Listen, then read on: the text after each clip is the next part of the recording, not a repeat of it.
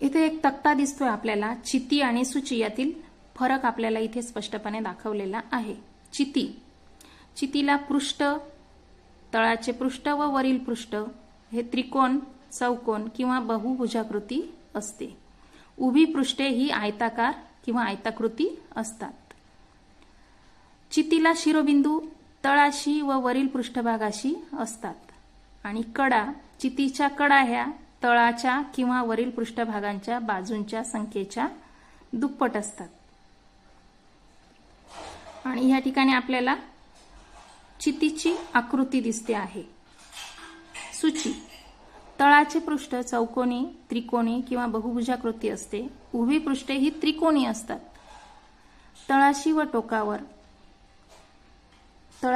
टोकावर एक असे असतात शिरोबिंदू आणि कडा तळाच्या पृष्ठभागाच्या बाजूंच्या संख्येच्या दुप्पट कडा असतात.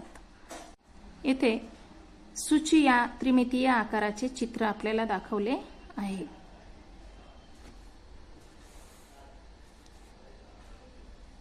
खाली दिला आहे विचार करा. घन ही इष्टिका चिती आहे की सूची आहे? घन ही इष्टिका चिती आहे. कोणत्या आकृतीत सर्व पृष्ठे त्रिकोणी आकारांची असतात? त्रिकोणी सूचीमध्ये सर्व पृष्ठे ही त्रिकोणी आकाराची असतात.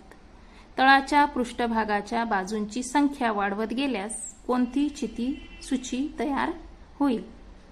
तर या प्रश्नाचं उत्तर तुम्ही विचार करून सांगायचं आहे. पहिला स्वाध्याय आपण या ठिकाणी सोडवणार आहोत. अचूक पर्याय निवडा. प्रश्न पहिला, कॅरमच्या सोंगट्या एकावर एक ठेवल्या तर कोणता आकार तयार होईल? कॅरमच्या सोंगट्या गोल असतात आणि त्या एकावर एक ठेवल्यानंतर वृत्तचिती तयार होईल. प्रश्न दुसरा, वाळूचे घड्याळ कोणत्या दोन समान आकारांनी तयार झाले आहे?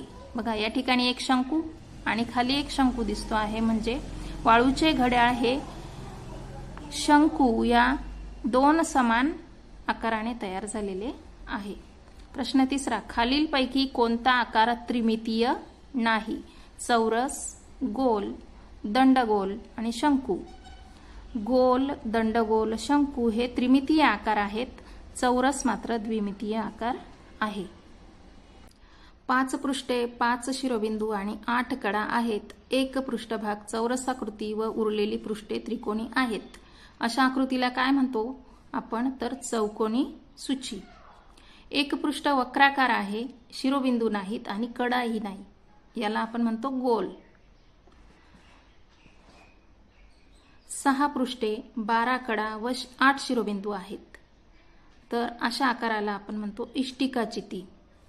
एक वक्रपृष्ठ, 2 वर्तुळाकार कडा आणि 2 सपाट पृष्ठे आहेत, अशा आकाराला आपण म्हणतो वृत्तचिती किंवा दंडगोल. अशा पद्धतीने आपण घटक 1 त्रिमितीय आकार हा आपण अभ्यासला आहे.